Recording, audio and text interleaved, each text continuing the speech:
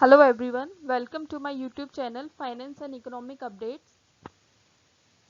In this video we are going to discuss some of the concepts of GST. So now let's get started.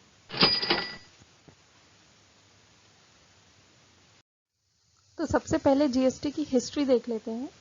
GST का concept जो India में जिस पे first time एक thought दिया गया था, मूट हुआ था, that was in the year 2000 by then prime minister doctor Manmohan Singh and उस टाइम पे प्रेसिडेंट थे हमारे लेट APJ अब्दुल कलाम जी।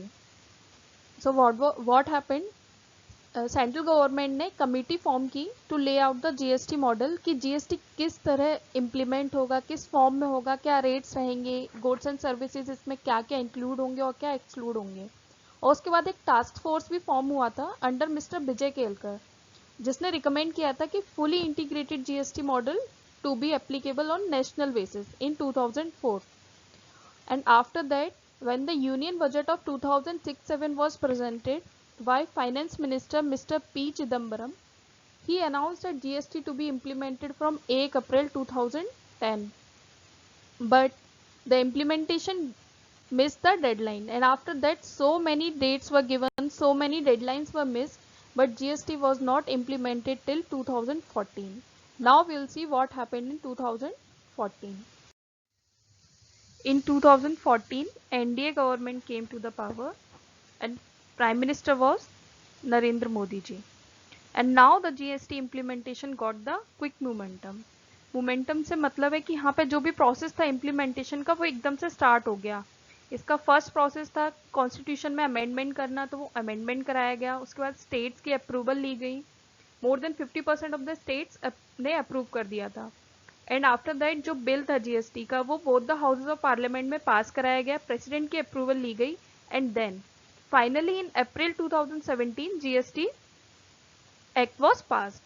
और GST के जो रूल्स थे वो भी रिकमेंड किए गए थे, और जो रूल्स हैं वो कौन रिकमेंड करता है, GST काउंसिल, तो उसने सारे रूल्स रिकमेंड कर दिए। एंड फाइनली 1 जुलाई से GST जो है इम्प्लीमेंट हो गया था पूरे इंडिया में, बट इसमें कौन इंक्लूड नहीं था, Jammu and Kashmir.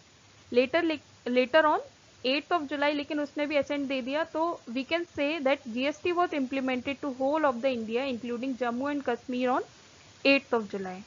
So now we have read enough about the history of GST. Now we will move on to definitions of goods and services. Start करते हैं गुड्स की डेफिनेशन से। तो गुड्स की डेफिनेशन जब हम पढ़ेंगे तो इसमें लिखा है every kind of movable property other than money and securities. Means इसमें इंक्लूड किया है सभी तरीके की मूवेबल प्रॉपर्टीज को, बट इसमें एक्सक्लूड किया है मनी, सब जानते हैं। सिक्योरिटीज, सिक्योरिटीज क्या होती है, जैसे किसी भी कंपनी में हमने कोई शेयर्स परचेज किए, कोई डिवेंचर्स परचेज किया, या हमने कोई गवर्नमेंट की बॉन्ड्स परचेज किए, तो ये सारे सिक्योरिटीज के अंदर आते हैं। इसको डेफिनेशन को आगे पढ़े तो इसमें है कि it includes actionable claims, growing crops, grass और things attached to a forming part of land which are agreed to be severed before supply। Means इसमें सबसे पहले समझ लेते हैं एक्शनेबल क्लेम्स क्या होते हैं। एक्शनेबल क्लेम्स वो क्लेम होते हैं जिनको रियलाइज करने के लिए हमें कोई ना कोई एक्शन लेना मस्ट होता है। Means without taking any action हम उनको रियलाइज ही नहीं कर सकते। इसको एग्जाम्पल के थ्रू हम समझ लेते हैं, जैसे बैटिंग हो गई, गैम्बलिंग हो गई, या इंश्योरेंस के जो क्लेम्स होते हैं वो सारे एक्शनेबल क्लेम्स के अंदर आते हैं। फिर इसमें फर्दर ग्रोइंग क्रॉप्स, मतलब जो भी फसलें हम उगाते हैं, ग्रास जो कि लैंड से अटैच होती है और उनको सप्लाई करने से पहले लैंड से अलग करना पड़े, मीन्स काटना पड़े, तो सारी गुड्स के डेफिनेशन के अंदर आती हैं। इसमें मैंने एक दो एग्जांपल्स भी दिए आपको, जैसे देख सकते हैं वॉशिंग मशीन हो गई, चेयर हो गई, शूज हो गए, सारे गुड्स हैं। बट स्पेसिफिकली इसमें जो गुड्स की डेफिनेशन में जिसको आउट किया गया है वो है मनी एंड सिक्योरिटीज। ये दोनों चीजें यहाँ से डेफिनेशन से बाहर है। Now let's move on to the definition of services.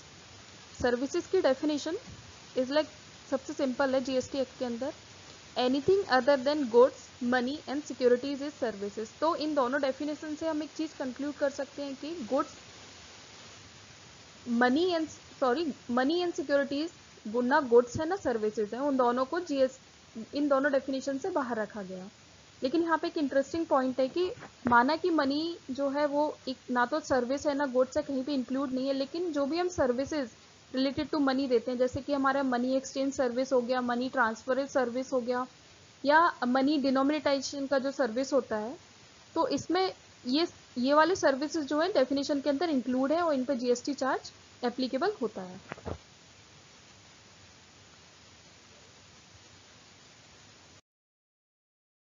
के अंदर गुड्स में भी कुछ गुड्स के ऊपर क्लैरिफिकेशन दिया गया है। तो क्लैरिफिकेशन किन किन गुड्स पर दिया गया, क्या क्लैरिफिकेशन है वो हम एक बार देख लेते हैं।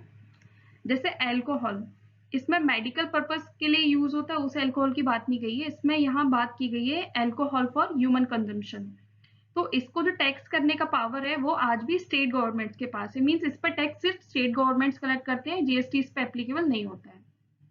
Next is our 5 petroleum products. इसमें है crude oil, diesel, petrol, natural gas and aviation turbine fuel, जो कि एयरक्राफ्ट में यूज होता है। तो इन पे अभी जीएसटी काउंसिल ने इन पे एप्लीकेबिलिटी की डेट अभी अनाउंस नहीं की है, वो अभी जीएसटी इन पे एप्लीकेबल नहीं होता है।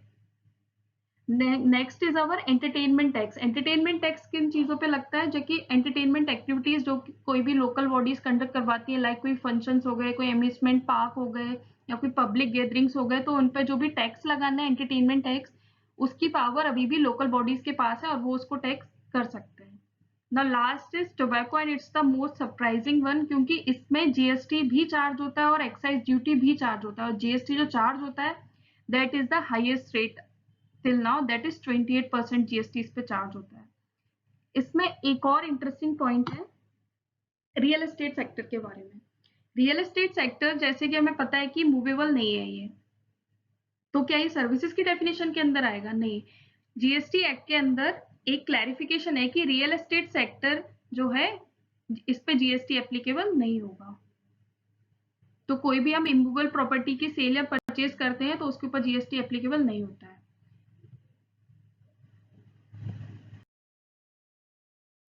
Now we all know कि जीएसटी जो इंट्रोड्यूस किया गया था, it was introduced with the objective कि one nation one tax. Although it is one tax only, but it is charged in 3 forms. वो 3 forms क्या क्या है? CGST, SGST या UTGST या IGST। अब इन तीनों को हम समझ लेते हैं। CGST क्या होता है? Central GST. सेंट्रल जीएसटी कौन चार्ज करता है? Central government. SGST mean state GST या UTGST, यूनियन टेरिटरी। तो कोई भी स्टेट या यूनियन टेरिटरी जो भी जीएसटी चार्ज करते हैं उसको SGST या UTGST बोलते हैं। IGST होता है इंटीग्रेटेड जीएसटी, मीन्स इसके अंदर स्टेट, यूनियन टेरिटरी और सेंट्रल दोनों का पार्ट रहता है। IGST बेसिकली जाता है सेंट्रल गवर्नमेंट के पास है, उसके बाद जो स्टेट का पार्ट होता है, ये यूनियन टेरिटरी का पार्ट जो होता है, वो उनको वापस से दे दिया जाता है। अगर यहाँ आपको CGST SGST क्लियर ना हुआ हो तो उसको हम फर्दर समझ लेते हैं कि कौन सी सप्लाई पे क्या चार्ज किया जाएगा। सो नाउ टू अंडरस्टैंड कि कब कौन सा जीएसटी चार्ज होगा, we have to understand 2 types of supplies. These are intrastate supply and interstate supply. अब हम देख लेते हैं कि इंट्रास्टेट सप्लाई क्या होते हैं। The supplies which are made within the same state, उनको हम इंट्रास्टेट सप्लाई बोलते हैं। इसको एक एग्जांपल के थ्रू और हम देख लेते हैं कि कोई भी एक एसी डीलर है, मानो कि वो फरीदाबाद में है और वो एसी सेल करता है किसी को भी, दूसरा पर्सन कोई भी XYZ फर्म कंसिडर कर लेते हैं उसको, जो कि हिसार का है, तो वो अपने बिल में क्या चार्ज करेगा? CGST and SGST। वहीं on the other side interstate supplies क्या होती है? सप्लाईज जो कि अब एक स्टेट से दूसरे स्टेट को की जाती है। जैसे कि सेम डीलर है, जो फरीदाबाद का एसी डीलर है, वो अगर एसी सेल करे किसी भी ABC फर्म को जो कि दिल्ली में है, तो वो फिर क्या चार्ज करेगा? वो अपने बिल पे चार्ज करेगा IGST। इसके लिए मैंने स्क्रीनशॉट्स भी दे रखे हैं, टैक्स इनवॉइस में किस तरीके से चार्ज होगा वो आप यहाँ देख सकते हैं। इंट्रास्टेट के केस में यहाँ उसने SGST और CGST दोनों चार्ज किए हैं और रेट जो है वो दोनों का इक्वल है। वहीं अगर इंटरस्टेट सप्लाई के केस में टैक्स इनवॉइस आप देखेंगे तो यहाँ IGST चार्ज होता है। तो IGST का जो रेट है वो आप देखेंगे कि जो है वो is equals to CGST SGST, दोनों के जब ऐड कर देंगे तो IGST का रेट बन जाता है इस तरीके से।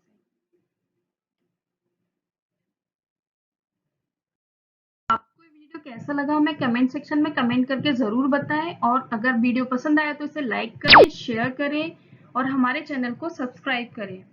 और ऐसे ही अपडेट्स के लिए आप मुझे फॉलो कर सकते हैं मेरे इंस्टाग्राम चैनल पे, लिंक डिस्क्रिप्शन बॉक्स में है। Thanks for watching the video. Bye bye.